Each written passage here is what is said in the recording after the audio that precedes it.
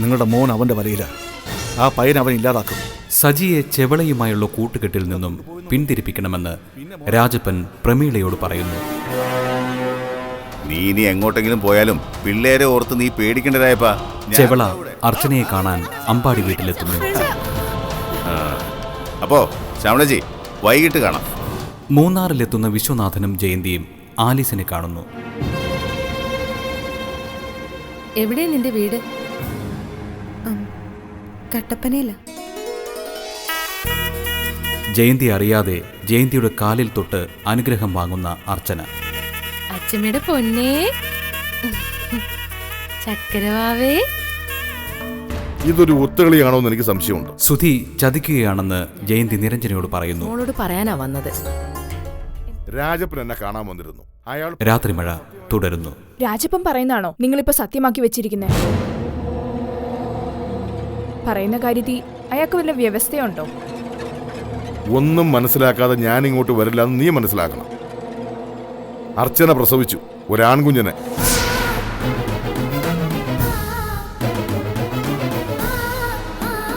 ഞങ്ങൾ പറയുന്നതാണ് സത്യം. കാർത്യായനി എന്ന സ്ത്രീക്കൊപ്പമായിരുന്നു അർച്ചന.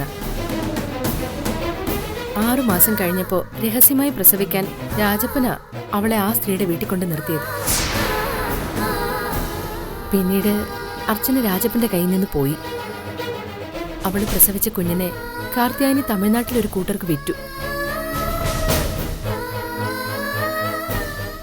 ഇപ്പോ കുഞ്ഞിനെക്കുറിച്ചോ അർച്ചനെക്കുറിച്ചോ ഒരു വിവരവും ഇല്ല. ഞാനിത് വിശ്വസിക്കില്ല. അച്ഛന്റെ മൂക്കിന് താഴെ ഇങ്ങനൊരു സംഭവം നടന്നിട്ട് ഇപ്പോഴാണോ അച്ഛൻ അറിയുന്നേ? അച്ഛൻ രാജപ്പൻ എത്ര തുക കൊടുത്തു? നിർത്തടേ നിന്റെ പരിഹാസം. എനിക്കറിയേണ്ടത് ഒരു കാര്യമാണ്. നീ വിഡ്ഢിയായി പോയതാണോ അതോ സുധിയുടെ നാടകത്തിന് കൂട്ടുനിന്നതാണോ? അത് മാത്രം നീ പറഞ്ഞാ മതി. ഞാൻ സുധിക്ക് കൂട്ടുനിന്നോ? എന്തിന്? എങ്കിൽ മോളെ, സുധി നിന്നെ കബളിപ്പിച്ചതാ. അവൻ ഒരു പ്രോബ്ലവും ഇല്ല. സുധിക്ക് എന്നെ ചതിക്കാൻ കഴിയുമെന്ന് ഞാൻ വിശ്വസിക്കുന്നില്ല. രാജപ്പന്റെ വാക്ക് മാത്രം കേട്ട് നിങ്ങൾ സുധിയെ സംശയിക്കരുത്. മനസ്സിൽ എന്തുണ്ടെങ്കിലും സുധി അതെന്നോട് പറഞ്ഞിട്ടുണ്ട്. കഷ്ടം. അവന്റെ അച്ഛനും അമ്മയാ ഞങ്ങള്. ഞങ്ങളുടെ മോനെ പറ്റി നിന്റെ മുന്നിൽ വന്ന് നിന്ന് ഇങ്ങനൊരു ആരോപണം പറയൂ? നീ എന്താ അത് ചിന്തിക്കാത്തത്? ഞങ്ങൾ അറിഞ്ഞതൊക്കെ വാസ്തവാ. അർച്ചന ശബരി അന്ന് വിളിച്ചിരുന്നു. അവളാ വിളിച്ചതെന്ന് അവൻ പറഞ്ഞപ്പോ ആരും വിശ്വസിച്ചില്ല. അതിന്റെ കുറ്റബോധത്തിലാ അവൻ കഴിയുന്നത്. പിന്നെ ഈ വിവരങ്ങളൊന്നും സുധി അറിയിക്കരുത്. ഇതൊക്കെ കേട്ടാ അവനെ പിടിച്ചു നിർത്താൻ നമുക്ക് കഴിയില്ല. നീ ചെയ്യേണ്ടത് സുധിയെ തിരിച്ചു വിളിക്കുകയാണ്. എന്നിട്ട് നീ ഇപ്പൊ കൊണ്ടു കിടക്കുന്ന മറ്റാരുടെ കുഞ്ഞിനെ കൈയൊഴിയണം.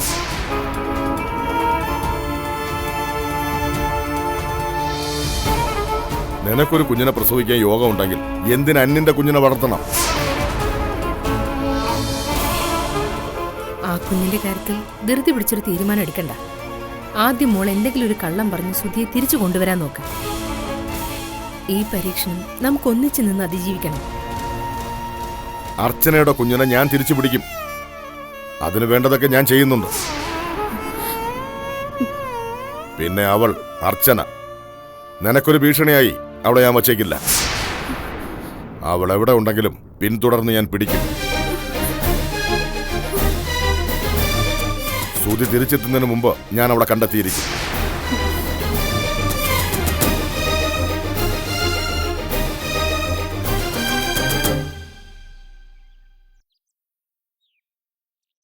ഇതിൽ കൂടുതലൊന്നും ഇപ്പൊ എനിക്ക് പറയാനില്ല.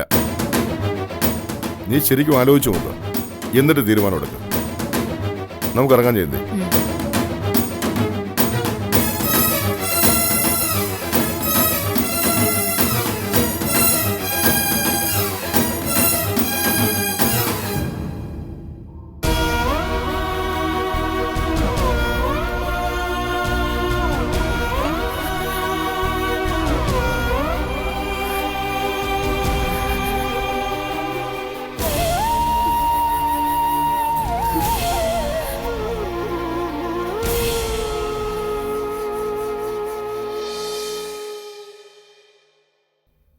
അലീസെ, നീ ഈ ചായം കൊണ്ട് മുകളിലോട്ടാണോ? എന്തൊക്കെയോ ഇവിടെ പുകയുന്നുണ്ടല്ലോ. എന്താ? കിച്ചണിലെ കാര്യമല്ല ഞാൻ പറഞ്ഞത്. ഈ വീട്ടിൽ എന്തൊക്കെയോ പുകയുന്നുണ്ടെന്ന്. നമ്മൾ കേൾക്കൂന്ന് കരുതിയല്ലേ അയാള് നിരഞ്ജനെ മുകളിലേക്ക് വിളിച്ചത്? അതിന് മാത്രം എന്ത് രഹസ്യമാ ഉള്ളത്? എനിക്കതൊന്നും അറിയില്ല മാഡം. അവരുടെ ഈ വരവ് വെറുതെ അല്ലെന്നാ എന്റെ മനസ്സ് പറയുന്നത്. നീ ഈ ട്രെയിൻ കൊണ്ട് മുകളിലേക്ക് ചെല്ല്. ചായയും കൊണ്ട് നിനക്ക് ചെല്ലാലോ. എന്നിട്ട് അവർ സംസാരിക്കുന്ന എന്താണെന്നൊന്ന് ശ്രദ്ധിക്ക. എന്നെ കൊണ്ട് അതിന് കഴിയില്ല മാഡം. എന്താ ഞാൻ പറയുന്ന അനുസരിക്കാൻ പറ്റില്ല നിനക്ക്? ആര് സംസാരിക്കുന്നിടത്തും ഒളിഞ്ഞു നോക്കാൻ എനിക്ക് പറ്റില്ല. മാഡം എന്നോട് ക്ഷമിക്കണം. നിന്നെ പോലെ ഒരുപാട് സെർവൻസിനെ ഞാൻ കണ്ടിട്ടുണ്ട്. മാഡം ആ കൂട്ടത്തിൽ എന്നെ പെടുത്തരുത്. ജീവിക്കാൻ വേണ്ടിയാ ഞാൻ ഈ ജോലിക്ക് വന്നത്.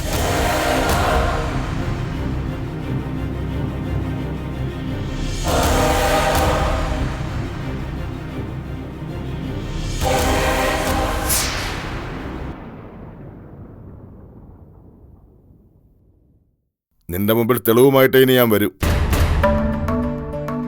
ജയന്തി, ഇറങ്ങാം. അയ്യോ, വന്ന ഉടനെ പോവാനുള്ള പുറപ്പാടാണോ? എന്താ മോളെ ഇത്? ഞാൻ പറഞ്ഞതാ ആന്റി, അച്ഛന് നാളെ എന്തോ കോൺഫറൻസ് ഉണ്ടെന്ന്. അയ്യോ, എന്നാലും ഇന്ന് തന്നെ തിരിച്ചു പോവാന്ന് വെച്ചാ ഞങ്ങളൊരു അവധി ദിവസം നോക്കി വരാം. എന്നിട്ട് നമുക്കൊരു ഔട്ടിങ്ങിനൊക്കെ പോവാം. ശരി, ഇറങ്ങാം. അയ്യോ, ചായ പോലും കുടിച്ചില്ലല്ലോ. ആലീസ് ചായ കപ്പിലെടുത്ത് വെച്ചിരിക്കാ. ആലീസേ, ചായ കൊണ്ടുവാ. അയ്യോ അമ്മ, കുഞ്ഞു കരയുന്നു. ഞാനൊന്ന് നോക്കട്ടെ.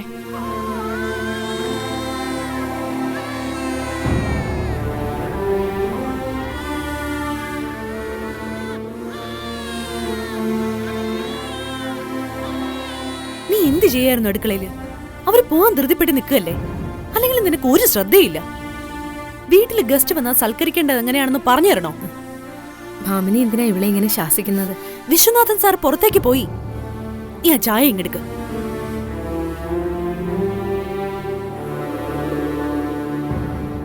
സാരമില്ല കേട്ടോ, നീ ഇതൊന്നും കാര്യാക്കണ്ട.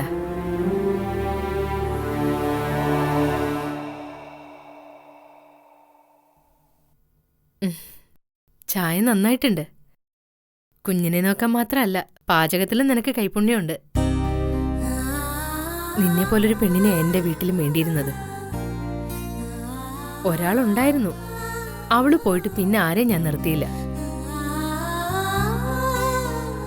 നീ എന്താ ഒന്നും മിണ്ടാത്തെ? നാളെ പോയാ പോരെ? ഇന്ന് തന്നെ പോകേണ്ടതുണ്ട്. നിന്നെ എനിക്കിഷ്ടായി. ഒരു വീട്ടിൽ സെർവന്റായി കാണേണ്ടവളല്ല നീ. ഇറങ്ങട്ടെ? ആ, നിരഞ്ജന കുഞ്ഞിന്റെ അടുത്തേക്ക് പോയിരിക്ക. ഞങ്ങള് പോയിന്ന് പറഞ്ഞേരെ. ശരി, നമുക്ക് വീണ്ടും കാണാം.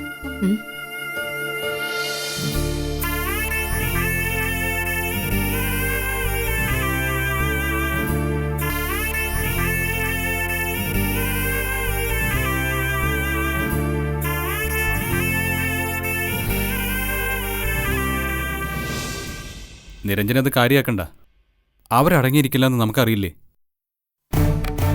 എനിക്ക് പ്രോബ്ലം ഇല്ലാന്ന് അറിഞ്ഞതോടെ നമ്മുടെ കുഞ്ഞിനെ ഒഴിവാക്കാൻ അവർ പറയും. അച്ഛന്റെ സ്വഭാവം അറിയുന്ന നിരഞ്ജനയ്ക്ക് അത് ഊഹിച്ചുകൂടെ?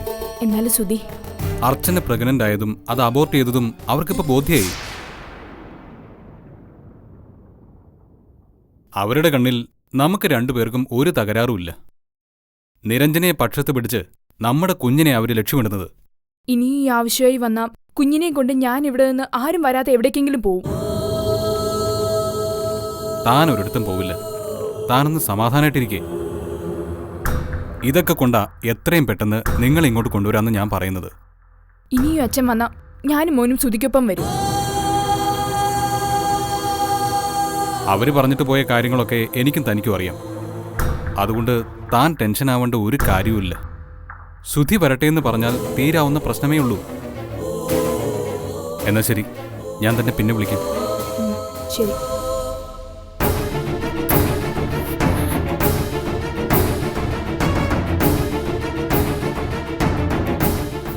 അങ്ങനെ പറഞ്ഞാൽ തീരുന്ന വിഷയമല്ല. കുഞ്ഞു ജനിച്ച വിവരം സുധിയോട് പറയാൻ കഴിയില്ല. സുധി അത് കേൾക്കേണ്ട താമസം തിരിച്ചു വരാം. പരീക്ഷണങ്ങൾ അവസാനിക്കുന്നില്ലല്ലോ ദൈവമേ.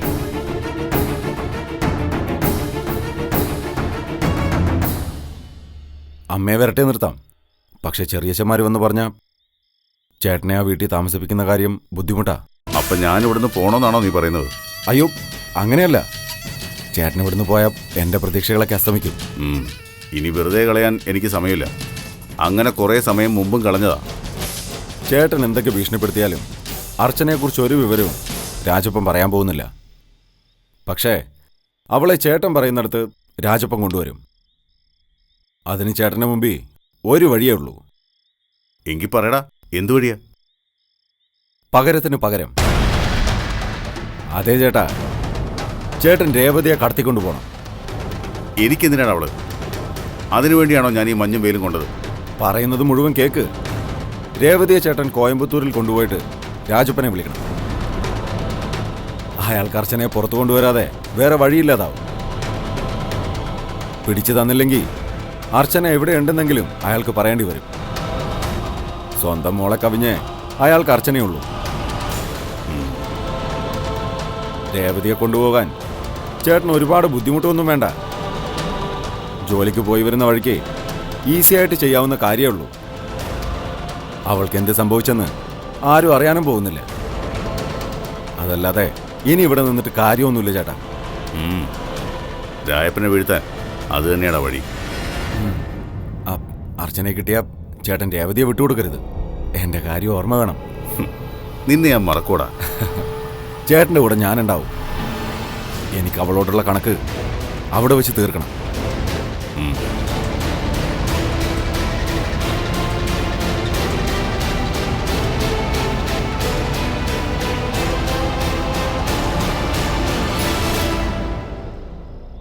അച്ഛനവിടെ ചെന്നത് പറഞ്ഞോ? അല്ലാതെ സുധിയുടെ അച്ഛൻ എങ്ങനെ അറിയാനാ മോളെ? അവര് സംസാരിക്കുന്നത് ഞാൻ കേട്ടതാ. അച്ഛനെ SP 2-3 തവണ വിളിച്ചു. ചെവളയുടെ ശല്യം കൂടിയായപ്പോ അച്ഛൻ പറഞ്ഞു പോയതാവും. അല്ലാതെ അച്ചുവെച്ചി ചതിക്കാൻ പറഞ്ഞതല്ല.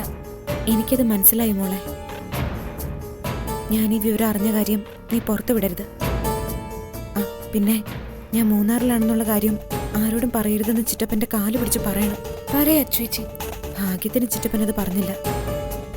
പറഞ്ഞിരുന്നെങ്കിൽ എന്താവുമായിരുന്നു സ്ഥിതി? ഞാൻ എവിടെയുണ്ടെങ്കിലും കണ്ടുപിടിക്കുമെന്ന് അയാൾ നിരഞ്ജനോട് പറയുന്നത് ഞാൻ കേട്ടു. അമ്പിളിയാ പറയുന്നത്. ആ വിവരം അച്ഛന്റെ നാവിന്ന് പുറത്ത് പോവില്ല. പിന്നെ സുധിയുടെ അമ്മ നല്ല സ്ത്രീയാ. വളരെ സ്നേഹത്തോടെ എന്നോട് പെരുമാറിയത്. അമ്മയെപ്പറ്റി സുധി പറഞ്ഞതൊക്കെ സത്യ. പോകാൻ നേരം പറഞ്ഞ വാക്കുകൾ എന്റെ മനസ്സിനെ വല്ലാതെ സ്പർശിച്ചു. ഞാൻ ആരാണെന്നറിഞ്ഞാൽ പോലും ആ അമ്മ എന്നെ വെറുക്കില്ല എന്ന് വരെ തോന്നിപ്പോയി. സത്യങ്ങൾ അറിയുമ്പോ അവരുടെ സ്വഭാവമൊക്കെ മാറും അച്ചുവെച്ചി. നല്ലൊരു ജോലിക്കാരിയെ കണ്ട സന്തോഷമായിരിക്കും അവര് കാണിച്ചത്. അച്ചുവെച്ചിയെ കണ്ട ആരാ ഇഷ്ടപ്പെടാത്തത്? പിന്നെ മോളെ, ചെവള തിരിച്ചു പോയോ? ഇല്ല, അയാൾ ഈ നാട്ടിൽ തന്നെ ഉണ്ട്. സജിയുടെ പഴയ വീട്ടിലാ താമസം. അയാൾക്ക് വേണ്ട ഒത്താശയൊക്കെ ചെയ്തു കൊടുക്കുന്ന അവനാ. നിങ്ങൾ സൂക്ഷിക്കണേ മോളെ. മോള് രേവതിയോടും പറയണം. അയാളെ പേടിച്ച് പുറത്തിറങ്ങാതിരിക്കാൻ പറ്റുമോ? അച്ഛൻ ജോലിക്കൊന്നും പോകുന്നില്ല. അച്ചുവെച്ചിന് നാളെ വിളിക്കാം. ശരി അച്ചുവെച്ചി.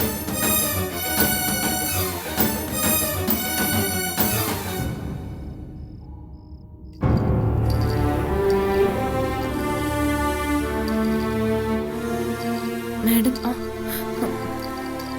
അയ്യോ ക്ഷമിക്കണം. അവര് പോയിന്ന് ഇവിടെ വന്ന് പറയാൻ പറഞ്ഞു. എന്താ മാഡം, കണ്ണു നിറഞ്ഞല്ലോ. അവര് നിൽക്കാതെ പോയതുകൊണ്ടാണോ? പോണമെന്ന് പറഞ്ഞ എന്ത് ചെയ്യാനാ? പോട്ടെ. ഭാമിനി മാഡവും നാളെ പോയാൽ മതി എന്ന് പറഞ്ഞതാ. ഒരുപാട് ദൂരം യാത്ര ചെയ്ത് വന്നിട്ട് മൂന്നാറിൽ വന്ന കൂട്ടത്തിൽ അവരൊന്ന് കേറി, അത്രേ ഉള്ളൂ. എന്തിനാ അവരെന്നോട് ഇങ്ങനെ പെരുമാറുന്നതാവും ആലീസിന്റെ മനസ്സിൽ. അതിന് കാരണമുണ്ട്. ഞങ്ങളുടേത് പ്രണയവിവാഹമായിരുന്നു. സുധിയുടെ വീട്ടുകാർക്ക് എതിർപ്പൊന്നും ഇല്ലായിരുന്നു. എതിർപ്പ് അച്ഛനാ പ്രകടിപ്പിച്ചത്.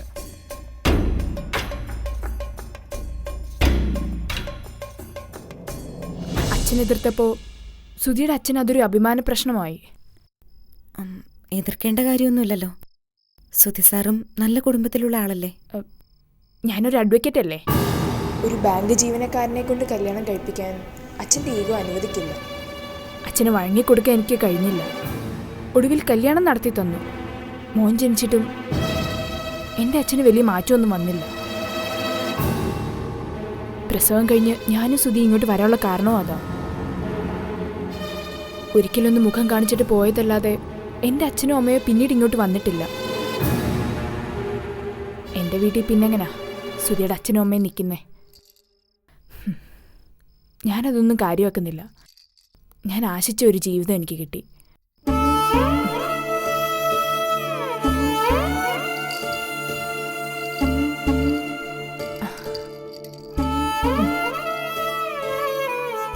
എൻ്റെ മോൻ കൂടെ ഉള്ളപ്പോൾ ഞാനെന്തിന് ഇത്തരം സില്ലി കാര്യങ്ങൾക്ക് സങ്കടപ്പെടണം?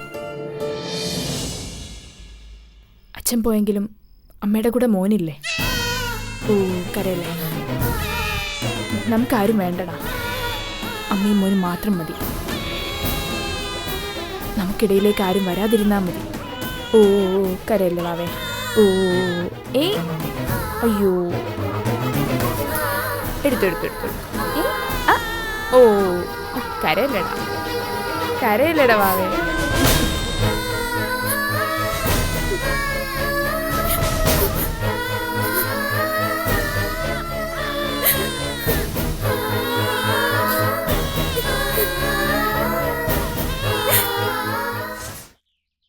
രായപ്പന്റെ തലയ്ക്ക് മുകളിൽ തൂങ്ങിക്കിടക്കുന്ന വാളാണ് ഇപ്പൊ ചെവള. അർച്ചനയ്ക്ക് വേണ്ടി നല്ലൊരു തുക അവൻ കാർത്തിയാനിക്ക് കൊടുത്തിട്ടുണ്ട്. അവനെ അങ്ങനെ പെട്ടെന്നൊന്നും ഒഴിവാക്കി വിടാൻ പറ്റത്തില്ല. അവനെ ഒരു മനുഷ്യജന്മൊന്നുമല്ല. അവൻ രായപ്പന്റെ വീട്ടിൽ കയറി താമസിക്കാൻ വന്നാൽ എന്താ ചെയ്യാൻ പറ്റും? നിങ്ങൾ രണ്ടിലൊരാളില്ലാതാവും. എന്തായാലും നഷ്ടം രായപ്പന്റെ കുടുംബത്തിനാ. പിള്ളാരെയും കൊണ്ട് എവിടേക്കെങ്കിലും പോയാലെന്നുള്ള ചിന്ത വീണ്ടും മനസ്സിൽ വന്നു തുടങ്ങി. ആ ചിന്ത മനസ്സിൽ നിന്ന് കളഞ്ഞേക്ക്. രായപ്പനെ അവര് വിടത്തില്ല. ലോറിക്കാരുടെ ഇടയിൽ നല്ല സ്വാധീനം അവനുണ്ട്. മണം പിടിച്ചവൻ വരും. ഇവിടെ ആണെങ്കിൽ രായപ്പനെ അറിയുന്ന ഞങ്ങളൊക്കെ ഇവിടെ ഉണ്ട്. രാത്രി ഒന്ന് കണ്ണടച്ചിട്ട് എത്ര ദിവസമായി നിങ്ങൾക്കറിയോ? ചെവള വന്ന വിവരമൊക്കെ അർച്ചന അറിഞ്ഞോ? അവളുടെ മുമ്പിലല്ലേ അന്ന് അവൻ വന്നിറങ്ങിയത്. ഒരു വിധത്തിൽ കണ്ണിപ്പെടാതെ രക്ഷപ്പെട്ട അവൾ പോയത്. ഇനി അവൻ കൂടുതൽ കടുപ്പിക്കും. ഇപ്പോൾ നാടൊട്ടുക്ക് നടക്കുന്ന പീഡന വാർത്തകളൊക്കെ കേൾക്കുന്നില്ലേ? ചെവളയുടെ നാടോ വീടോ ഒന്നും നമുക്കറിയില്ല. അവനെ എങ്ങനെയെങ്കിലും ഇവിടുന്ന് ഓടിച്ചു വിടാനാ രായപ്പൻ നോക്കട്ടത്. ഞാനെന്ത് ചെയ്യണമെന്നാ വാച്ചർ പറയുന്നേ? രായപ്പനിപ്പോൾ വരുത് പെമ്മക്കട മാനമാണ്. അത് കഴിഞ്ഞേ അർച്ചന ഉള്ളൂ എന്ന് കരുതണം. അർച്ചന എവിടെ ഉണ്ടെന്ന് രായപ്പൻ പറഞ്ഞ ചെവള ഇവിടുന്ന് പോവും. മഹാഭാവം പറയാതെ അവളെ ചൂണ്ടിക്കാണിച്ചു കൊടുക്കാനാണോ നിങ്ങൾ ഉപദേശിക്കുന്നത്? എൻ്റെ മണിയാശാനെ, ചൂണ്ടിക്കാണിച്ചു കൊടുക്കാനോ പിടിച്ചു കൊടുക്കാനോ ഒന്നുമല്ല ഞാൻ പറയുന്നത്. അവളുള്ള സ്ഥലം പറയണം. പിന്നെ അവനിവിടെ നിൽക്കില്ല, അങ്ങോട്ട് വെച്ച് പിടിക്കും. ഇങ്ങനെ ഒരവസ്ഥ വന്നാൽ ആരും സ്വന്തം മക്കളുടെ കാര്യം നോക്കും.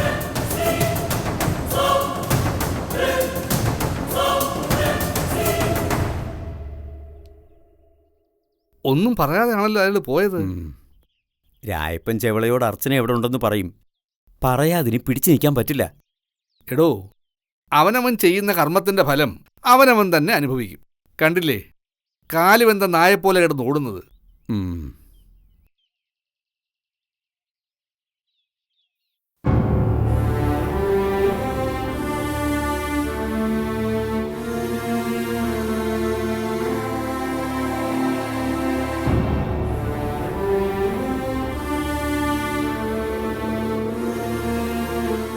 മോളെ, ഞാനിവിടെ വന്നത് മുതൽ മനസ്സിലാക്കിയതാ മോളെ എന്തൊക്കെയോ പ്രശ്നങ്ങൾ അലട്ടുന്നുണ്ടെന്ന്. രണ്ട് വീട്ടുകാരും മോളെയും സുധിയെയും ഒറ്റപ്പെടുത്തുകയാണെന്ന് എനിക്ക് തോന്നുകയും ചെയ്തു. അല്ലെങ്കിൽ ഒരു കുഞ്ഞുമായിട്ട് ഒറ്റയ്ക്ക് ഇവിടെ വന്ന് താമസിക്കേണ്ട എന്ത് കാര്യം നിനക്കുള്ളത്? വീട്ടുകാരെ നിങ്ങളുടെ ആഗ്രഹം സാധിച്ചു തരാനും പോകുന്നില്ല. മോളത് ആന്റിയോട് പറയുമെന്നാ ഞാൻ കരുതിയ. അത് ആന്റി, ഇനി മോളത് പറയാൻ ബുദ്ധിമുട്ടുണ്ട. ആന്റിയോട് പറയാൻ പഠിച്ചത് മോളെ ആലീസിനോട് പറയുന്നത് ഞാൻ കേട്ടു. അവര് പോയ ശേഷം മോളെ കാണാൻ വന്നതാ ഞാൻ. വിശ്വനാഥൻ സാറിന്റെ മട്ടും ഭാവം കണ്ടപ്പോ തന്നെ വരവത്ര സുഖമല്ലെന്ന് എനിക്ക് തോന്നിയത്. പിന്നെ മോളുടെ അച്ഛനും ഇങ്ങനെ തന്നെയായിരുന്നു. സ്വന്തം മകളുടെ കാര്യം വന്നപ്പോഴും ഒരു മാറ്റവും വന്നില്ല. പിന്നെ ആന്റി മനസ്സിലാക്കിയ ഒരു കാര്യം കൂടി പറയാം. നിന്റെ കുഞ്ഞിനെ 2 കൂട്ടർക്കും ഒരു താല്പര്യവും ഇല്ല.